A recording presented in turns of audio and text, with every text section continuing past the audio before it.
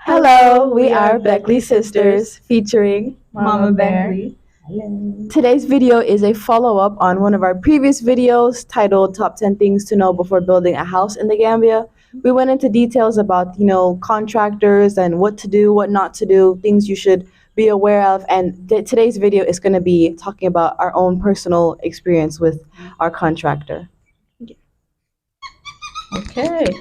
Well, hi. As they say, I'm Mama Beckley. It's Marie Mahoney Beckley.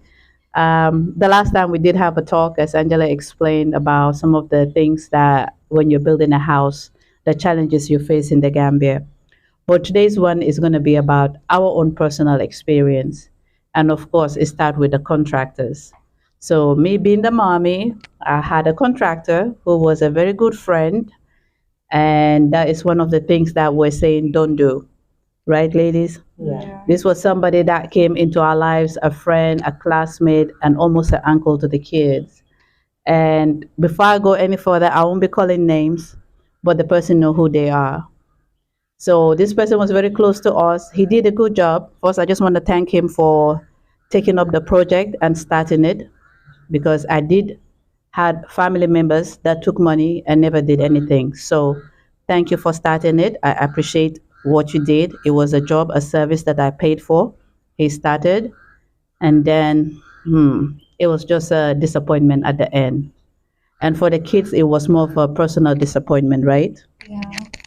Especially from someone that I really looked like up to, and my expectations were really just put down. I really thought like, oh, this guy, he's gonna build our house. We're gonna live in Africa. I was really just in drought when I got the news, and it really did hurt. But we are now better. Yeah. We've grown out of it. Yeah. We've accepted it. It's in the past, Yeah. and we are now in the present. Good. How about you, Angel? How did you feel about the person?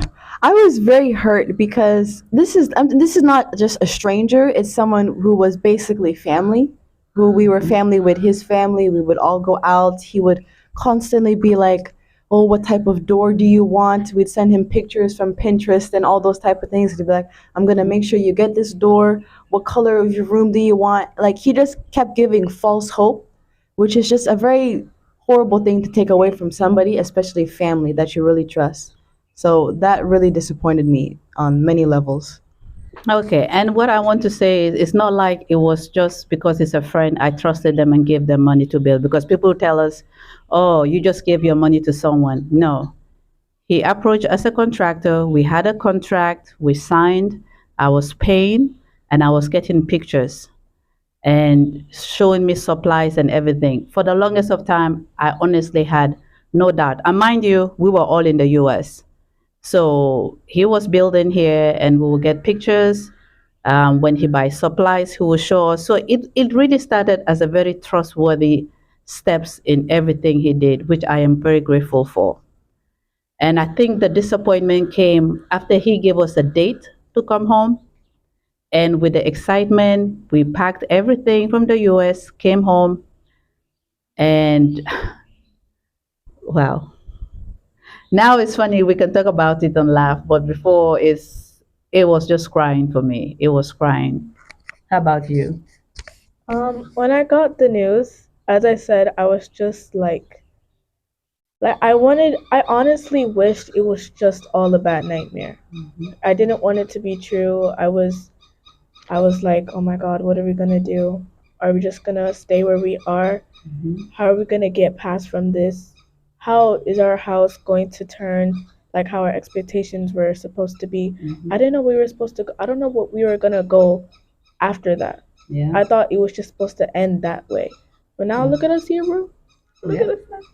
And Angel, remember when he had given us a date and our stuff came, and you want to share what we had to do with all our belongings? So he had given us a date to leave, and we had pretty much finished up everything we could in America. House was sold, car was sold, schools were finished. So when we came, our stuff came, and then the house wasn't ready yet. So we had to go pay truck shippers, movers to go get all of our belongings from the port, and then we had to pay for a storage unit, which originally we thought we'd only be paying for a month, but ended up being 6 to 7 months that we had to pay to have our stuff stored in a Yeah. separate facility away from the house instead of just being able to happily move into our house all at one time. And remember also we had damages from the We store. did have some of our belongings, actually, most of our belongings were damaged due Yeah. to the storage unit. It wasn't the most secure.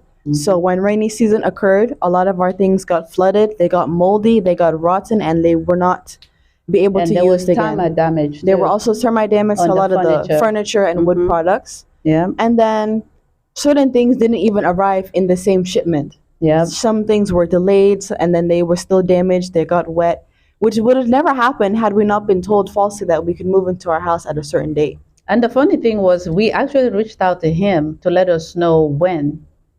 And he was like, yeah, yeah, that it will be ready, it will be ready. And when we came and saw the stage of the house, my heart dropped. But he was still assuring. And I guess I was so trustworthy and trustworthy of him thinking he's a trustworthy person.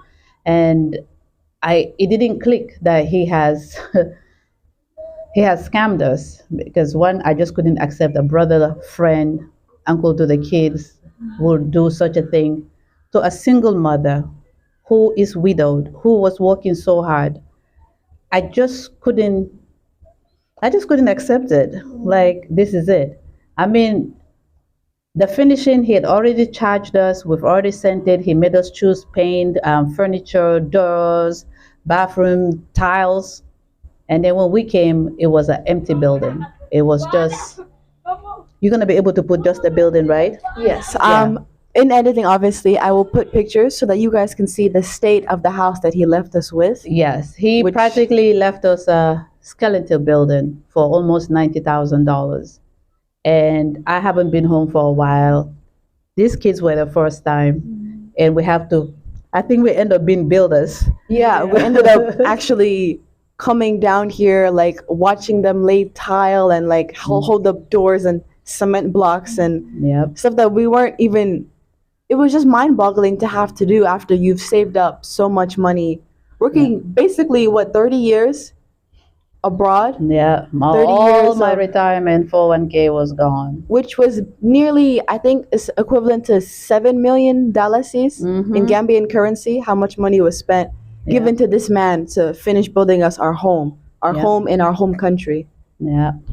It was again, I would say probably a blessing in disguise, but a very painful one because when you don't have when you don't have the experience and you are very used to the Western world, when you sign a contract and somebody says this and you're paying for the service, it's like I'm not giving him the runaround. I don't have the money. Everything he asked when I gave. So it was very shocking when I came and found out how it was. And even when we came, he wouldn't tell us the truth, right? Every time we came to the house, we saw the stages. We're like, is this going to be ready? Because we're staying at somebody's house. We don't know. It's supposed to be 1 month, and now we're going 2 months. We're going 3 months. And then he just came out after 2 months. Was it about 2 months after being here? He just told me, oh, sorry, the money is finished. We can't do anything anymore. I was shocked. The kids in tears. Because now what? I just felt lost completely. It was a very painful experience. So my advice, when you're building a house, if you are a woman, try to get a male figure to represent you. Because sometimes I don't know the reason why the contractor did this to us because I was a single parent, we're all females.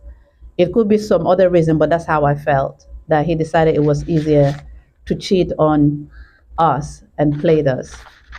How about you guys? What do you think? I think he saw, I don't know, he saw something in us and he was like, I could take advantage of these people. I've built a relationship, I've built trust, I've even gotten the good graces of the children, which is a very manipulative, I think borderline psychotic thing to do, to like build such a tight relationship with somebody And betray then them. betray them like that. Yeah. Especially with small children. Monica was like, what, 9? Yeah. 9 when this all happened. She had left school. I had left school, left a job. We came here first time in our home country, and then this is what we're left with. And then I'm not even sure how he can still sleep at night. Like Yeah. it's a wonder. I If I mean, for step on us, for a somebody's while. shoe, I feel bad about it. It eats me up inside. But Yep. this what he did, and he's still going about like I don't even know. All Yeah. Mary in his life. It doesn't make any sense. Yeah, it was really a painful experience. But I think when you have a good heart and good intentions, God doesn't leave you hanging out there. Because in the midst of this disaster, we found someone that helped us through everything. And within 2 months of finding this person, we were able to move into our house. So I just thank God for helping and providing for us. Now, initially, I've been very weak about this. When I think about it, that's why it took us a long time to come talk about it because the pain was just too much because that was all my savings for me and my children. Health reason added to the reason why we came home. And then to come and then now had no money, had no place because of somebody's selfish reason of trying to scam a woman. I never did any bad job abroad. I worked for every single dime that I have earned. And for somebody to just come, take it, and live happily with his family ever after made a good Lord judge between all of us. And I really think God gives us these challenges to really like make us smarter and stronger. Hmm. So if any other challenges come in the way, we can fight it and we could stand strong. Because and all these challenges and all these cries and all of these things, something else has been given back to us. Yeah. All because of this, we have there's so many more things that were given back to us as a return. We were just it's just our lives are really much better after we moved here. I I really don't know how our lives would be if we hadn't moved here. I'm just really glad we did. I'm glad we stayed faithful and strong And fought the challenge and fought the challenges and we stood up with our heads up high and we are now here as a family together. I'm really in our glad beautiful in house. our beautiful house, our well done house with the gifts from God. So, you have anything else to add? I would like to say when we found out the news, it definitely was a very dark cloud over us. But Yeah. especially me too. I felt like there was really like there was no rainbow for me. I felt like that was it. We're gonna be on the streets. We have no home. We have no car. We have nothing. Yeah. But now that we've gone through this, I feel like there's nothing else that life can throw at us that we won't be able to handle with grace and with faith. Sure. Sure. All right. Well, I want to do my addressing to the person directly. Maybe you should sit in the middle. Yeah. Okay. Okay. Thank you guys so much for watching. And if you have any stories about anything similar happening to you, I think definitely share it. We hope this reaches many people who have experienced something like this and will make others aware too when they're building a house in their home country. Okay. So for me, I just want the contractor to know that yes, you did break me. It hurt. I went through it and I'm standing strong. Now, out of respect, because I'm a decent person, I forgive you, but I want my money back, especially for the finishing.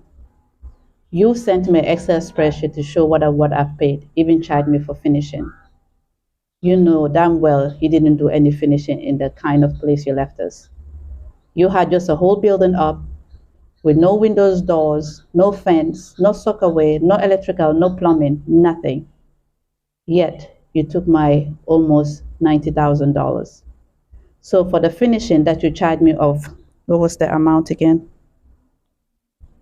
You charged me for finishing $23,500. I have asked you many times. You've ignored me via email, phones, and everything. The choice is yours. I'm asking you for the last time. Refund my finishing cost that you took from me. If you don't want to refund it, I leave everything to you and the God you serve. But let me assure you, I will not forgive you for that money. That was my sweat. I work hard for my two girls as a single parent. And if you're going to live with that, with your two children and wife, let God judge between us. I stand strong. I fell. Yes, I was dragged into the darkness, but I stand strong because I have faith in God. You can have that money if you need it. And if you wish to keep it and don't give it back to me or apologize for what you did, let my God judge us. Thank you for starting the project because I didn't get that from my own blood relatives. They stole my money instead. But it seems like you did 10 times worse than what they did. But God is good. We stay strong. We cried, we fell, we stood up, and we're standing strong. God bless you all. Thank you.